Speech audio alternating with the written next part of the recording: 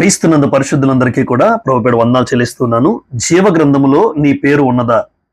దేవుడు తన పరిశుద్ధ స్థలములో జీవ గ్రంథం అనేది రాయబడుతూ ఉంటుంది. ఆ జీవ గ్రంథములో ఏ రోజైతే నువ్వు రక్షణ పొందుకుంటావో, ఏ రోజైతే బాప్తిసం పొందుకుని ఆ రక్షణ ప్రవేశము పొందుకుంటావో ఆ రోజే నీ పేరు జీవ గ్రంథంలో రాయబడుతుంది. అయితే జీవ గ్రంథంలో పేరు రాయబడినంత మాత్రాన ఆ పరలోకానికి వెళ్తావన్న గ్యారంటీ లేదండి.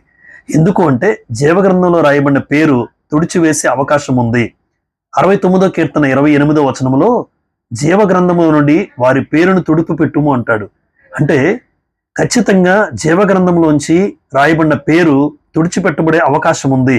ఎప్పుడు ఒక వ్యక్తి పేరు జీవ గ్రంథంలో తుడిచిపెట్టబడుతుందంటే, హెబ్రీయులకు రాసిన పత్రిక 10వ అధ్యాయం 26వ వచనాన్ని మీరు చూడగలిగితే, మనము సత్యమును గురించి అనుభవ జ్ఞానం పొందిన తరువాత బుద్ధిపూర్వకంగా పాపము చేసిన ఎడల అంటాడండి.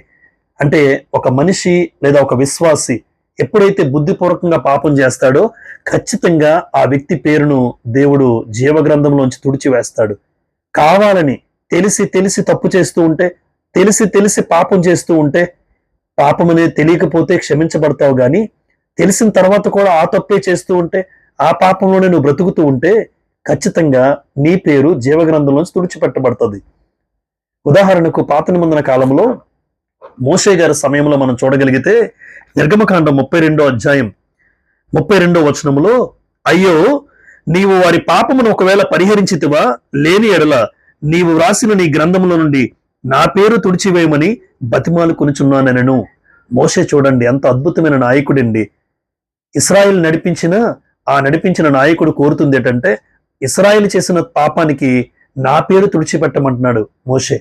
కానీ దేవుడు, మోషే పాపం ఎవరు చేశారో వారి పేరు మాత్రమే తుడిచివేయబడుతుంది తప్ప నీ పేరు తుడిచివేయబడడానికి చెప్పడానికి అవకాశమే లేదు అని మోషేతో అంటాడండి. అంటే ఎవరైతే దేవుని దృష్టిలో పాపం చేశారో, ఎవరైతే విడువక కావాలని తెలిసి తెలిసి ఆ పాపం చేస్తూ బ్రతుకుతూ ఉన్నారో వారి పేరు ఖచ్చితంగా దేవుడు జీవగ్రంథం నుంచి తుడిచివేస్తాడండి.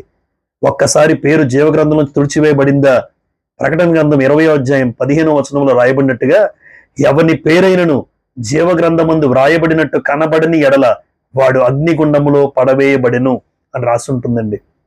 భయంకరం.